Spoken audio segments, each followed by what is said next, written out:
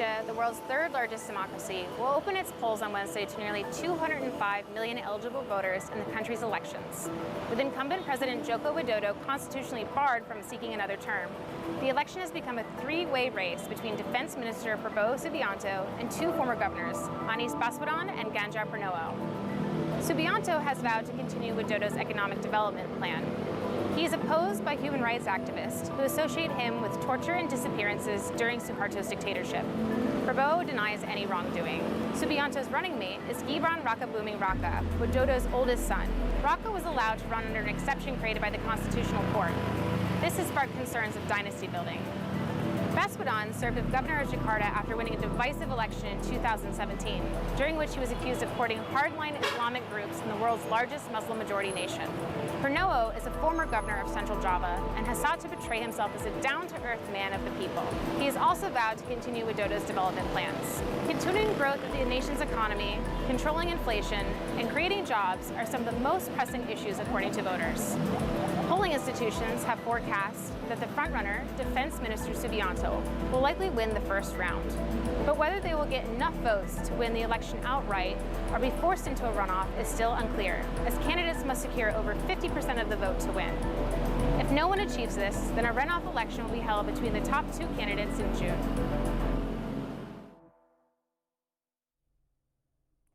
Hi there, welcome to The Nation. I'm Nadiah Latif, and today I'm with my colleague Gerard Ratnam, who joins me as we focus on one of the most significant events shaping the future of Indonesia, the general elections 2024. Now we have a lineup of distinguished guests who will offer us valuable insights into this crucial democratic exercise within Indonesia. First up, we'll be joined by our correspondent, Muhammad ISWANDI, KASAN ANUAR. He's going to be giving us a report. He's already sent in the SOT or the soundbite. We're going to be playing that very, very soon. He's currently in Indonesia. He's the bureau chief. We'll also be speaking to LUBIS. We spoke to her earlier today on the brief. She's the editor-in-chief of IDN Times. And of course, yeah, a lot more happening, yeah? Definitely, and that's not all. We will also be talking to MESAGUS Muhammad IQBAL, who's the Executive Research Officer of KRA Advisory Indonesia, and who went to the polls in conjunction with the 2024 general election,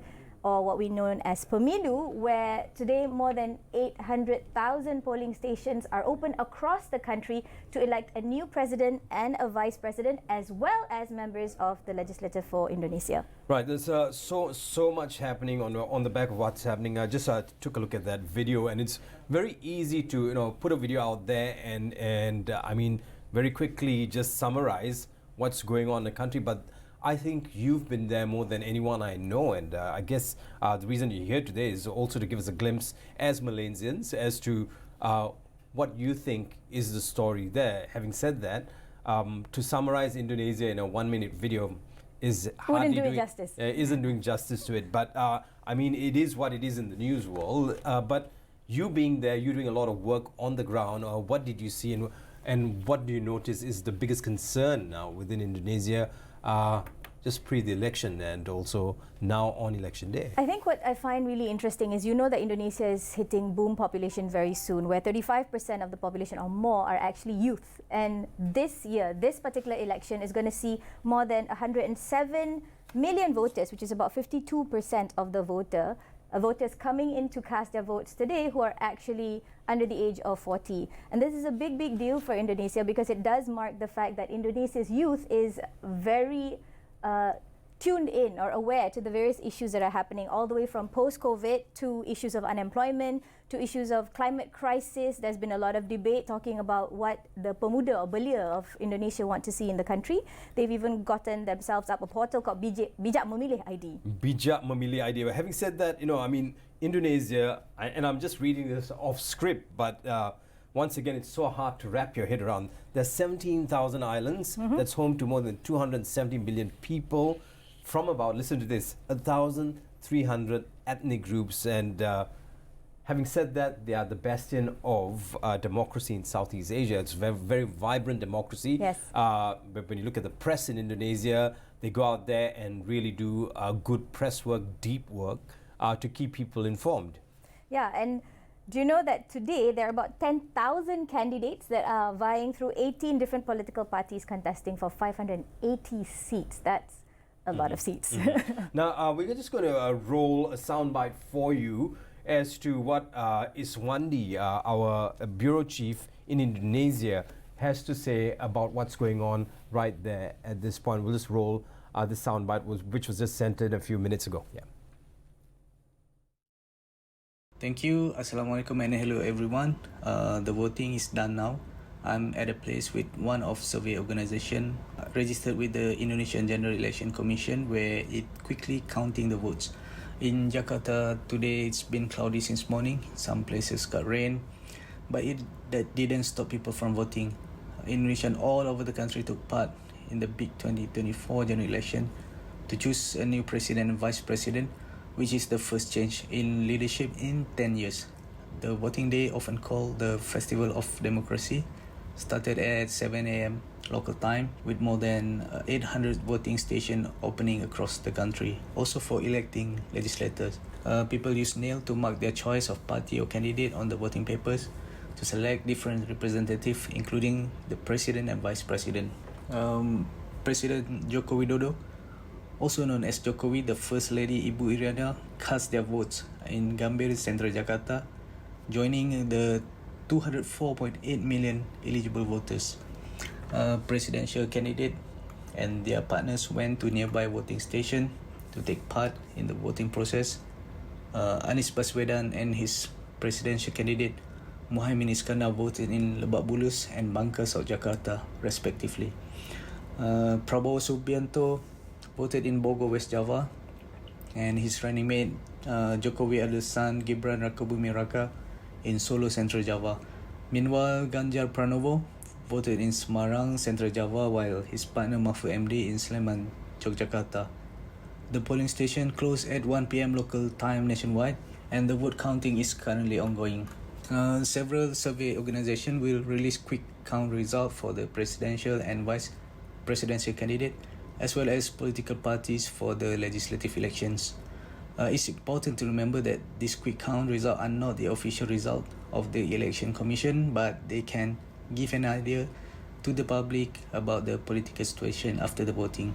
Last week, survey by analysts suggest Prabowo Gibran could win outright, but surprises can happen in election. If no one gets 50% in the first round, there will be another vote in June with the top two candidates. The official announcement of the election result will be made no later than March 20. Jokowi told the media today, let's wait and see. His second and last term ends in October this year. So that's all for now. Returning to Kuala Lumpur. Have a great day ahead. Thank you. That was Muhammad Iswandi from Indonesia, our correspondent in Indonesia, giving us a bit of a broad stroke there as to what's happening. Of course, our polls have been closed and they're currently doing what's needed to be done, which is to come up with a new name. We're going to come back with that shortly. When we come back, we're going to take a break. When we come back, Nadiah is going to be speaking to Uni LUBIS, and she's going to be getting Uni LUBIS's thoughts on the ongoing elections now that the polls are closed. Let's find out what's the chit-chat over there in Indonesia just after a break, right here on BERNAMA TV. Stay with us.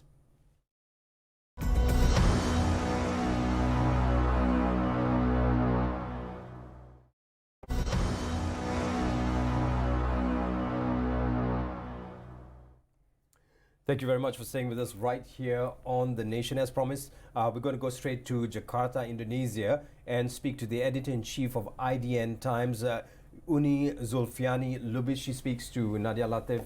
Uni, thanks very much for joining us. Nadiah, over to you. Thank you for coming back, Bu Uni. How has the trip from the house to the office been? I know that it's been traffic and 800,000 polling stations. All good? Thank you, Gerard and Nadiah. Actually, the road is quiet. It's like holiday. Oh, that's great. So I think people flock in ballot and then going back to the house or go to the mall for spending time with family.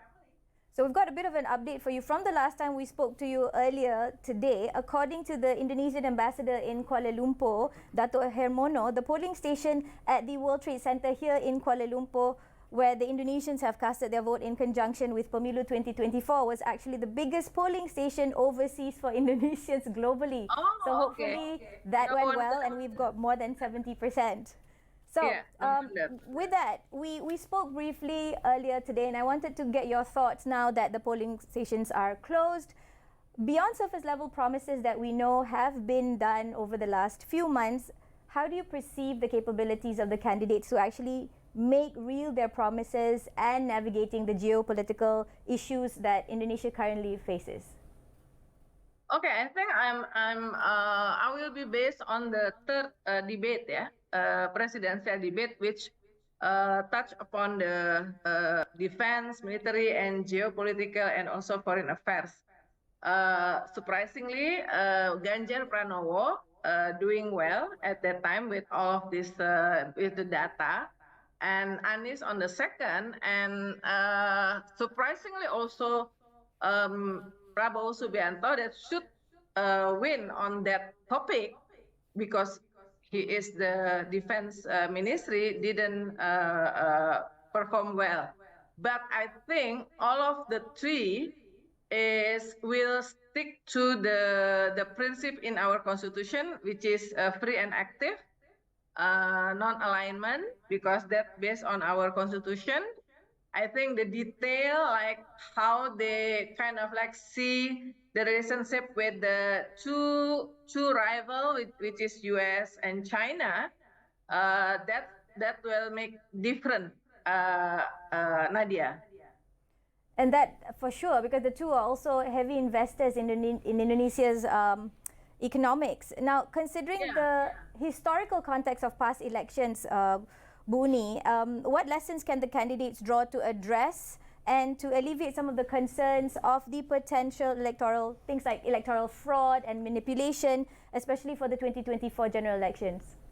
Yeah, I think I can share two. The first one is to make sure that the election committee and then also election supervisory board members should be accountable, credible, not held, and also the apparatus, the police, not held by hostage because they have related with the law case, just like what happened now during this election. So like people actually have a distrust to the election committee, to the government, because they kind of like see a lot of cases show the fraudulent. That included the latest movie, Dirty Vote, that actually kind of like capture the fraudulent that happened for voters in this election. The second one is, I think Indonesia should. This is the been discussed many times. Yeah. The government should allocate budget from state budget to the political party, to the candidates, included for funding the witness. We have more than 800,000 ballot stations, But of course, the supporting budget from each camp not the same. Of course, the people say that Prabowo Subianto and Gibran is kind of like supported by a lot of budget, so they can do anything. They can deploy the witness, included in remote area. I think next we should think about how the political party should finance by the state budget. Let's talk about digital media and the role and the increasing influence of digital media, especially in Indonesia, knowing that we've got more people on social media than the population of Indonesia, despite the fact that you've already got millions in Indonesia. What are your thoughts on the role of social media platforms? Because you did talk about Dirty Vote, which went viral online, and it went all the way to Malaysia, and we got the 1 hour plus movie on the electoral process. But what are your thoughts on how social media platforms have been shaping the narrative around this election this year? I should mention TikTok phenomenon, and that's also give the Prabowo camp advantage, because as I said earlier when we discussed in the brief, that Prabowo got around 50% votes from youth, according to survey, before this election, before today.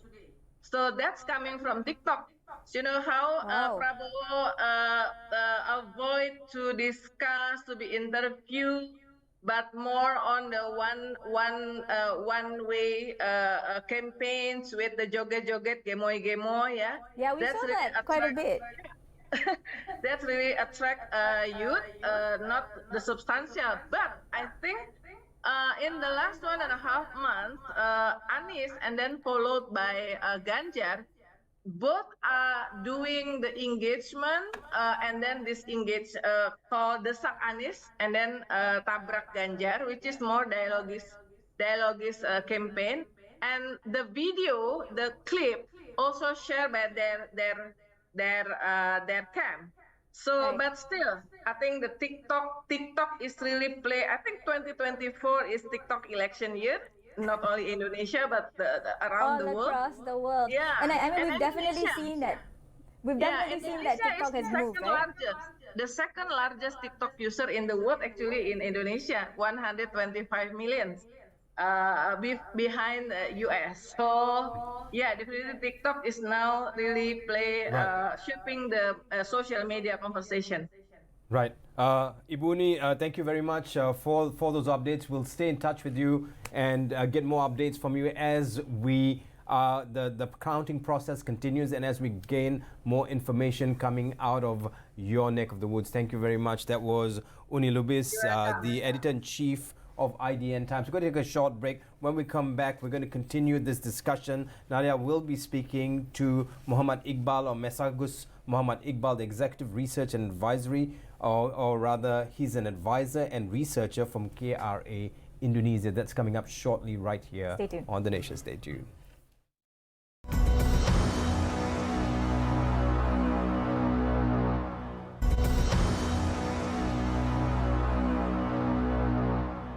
Welcome back, Malaysia, and thank you very much for staying with us right here on The Nation. We're now joined by MESAGUS Muhammad Iqbal. He's a researcher, an executive researcher and advisor of KRA Indonesia. Over to you, Nadiah. Thanks for joining us, MESAGUS. So, could you tell us a little bit about how significant this Indonesian general election 2024 is, considering it's touted as the world's largest single-day election, and in fact, it actually closed earlier than the Malaysian polls, right at 1 p.m. Okay, so it's expected that around 205 million voters will vote today on the February 14th, not only for the president, but also for the members of the House of Representatives, the DPR-RI members, the Regional Representative Council members, DPD members, and also the members of each respective Regional Papers Representative Council or DPRD members, making the day very important for Indonesia for the next 5 years. Of course, we see that other democracies, big countries like USA and India, and if you count it, the European Union will also have their election this year. For people around the world, Indonesia's large population, strategic position around the Strait of Malacca, around between two continents, abundant natural resources, and also abundant human resources make what happened to Indonesia, who will lead the nation, important globally. Perhaps more so to our nearest neighbor, the Malaysian people. Thanks for that. And what are some of the contrasting opinions that you're seeing among the presidential candidates, especially regarding President Widodo's proposal, for example, to relocate this? We heard a lot in Kuala Lumpur, but the relocation of the capital from Jakarta to Nusantara. Thoughts, please. So the initiative to move the capital from Jakarta to Nusantara was the initiative of President Joko Widodo, making naturally this will be a priority of its successor, its apparent successor for Prabowo Gibran. This can be seen from their commitment in defending the commitment, in defending the project in every of the debate so far. Ganjar Mahfud have also shown commitment in continuing the project, seen by Ganjar visit to IKN during his campaign. But however, with Mahfud's criticism to IKN in regards to the number of investors, the pair make some changes to the project should they are elected as president and vice president. What's interesting is for Anies Mohaimin, because they are an opposition figure, opposition candidate, they have expressed a strong objection, and they can have a more, they can not agree with the government 100% on the issue. They tend to agree more on upgrading 14 new existing cities to Jakarta level. However, we see that the plan to move the capital from Jakarta to Nusantara has already put in legislation as undang-undang into law. So this will be hard to So it's locked. alter the plan of the transition from Jakarta to Nusantara for the capital. But your opinion, as far as moving the capital from Jakarta to Nusantara is concerned, have the candidates all promised to continue to look into some of the issues that are happening in Jakarta and Greater Jakarta? Because you've got everything from the issue of overpopulation to inequity to North Jakarta sinking. So a lot of the criticism on moving to Nusantara is not just about investment, but also about what's happening in Jakarta itself. Yes, a lot of the candidates are also looking, of course, they are looking on solutions to solve the Jakarta issue, but I think the more defining differences is their stances on whether transitioning from the capital, whether transitioning the capital from Jakarta to Nusantara is a solution, or is merely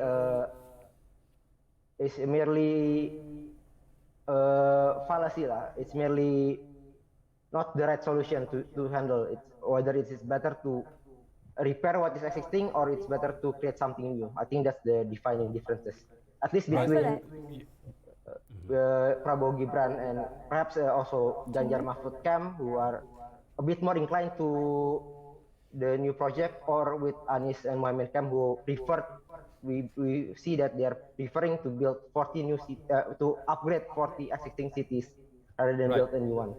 Right, MESAGUS, we've got one last question for you, and I think it's too early to ask for predictions, but as a researcher and advisor of KRA Indonesia, I think you can try to call it now. What do you think is going to be the outcome of this? Who do you see getting to top spot, or who do you think, in a very simple question, will be the next president? Well, of course, as you said previously, it is too early because a lot of the polling stations are still counting the results, and I've just seen from my devices right before this interview that a lot of quick counts have not received the results. Some have announced, but I don't think there are credible results so far as of this moment. If we see to the survey right before campaign season close, we see that the surveys showed that a couple of reputable surveys showed that Prabowo Gibran might win. They have passed the 50% threshold, but then again, the result is a bit too thin, a bit too close to the 50% threshold. So I think it is it's a bit uncertain whether Prabowo Gibran will win this in the first round, or will there be a runoff election at June? Thank you very much, MESAGUS Muhammad Iqbal, the Executive Research and Advisor of KRA Indonesia, giving us his take on what he thinks is going to happen with the elections in Indonesia. That brings this show to a wrap. Of course, stay with us on BERNAMA TV. We've got more updates coming your way. We've got MPI coming in, and also Ruang Bicara tonight is going to be discussing the Indonesian election. It is a big discussion here in Malaysia as to what's going to happen with regards to our neighbours. In the meantime, I'm Gerard Ratnam. And I'm Nadiah Latif. Have a good day ahead.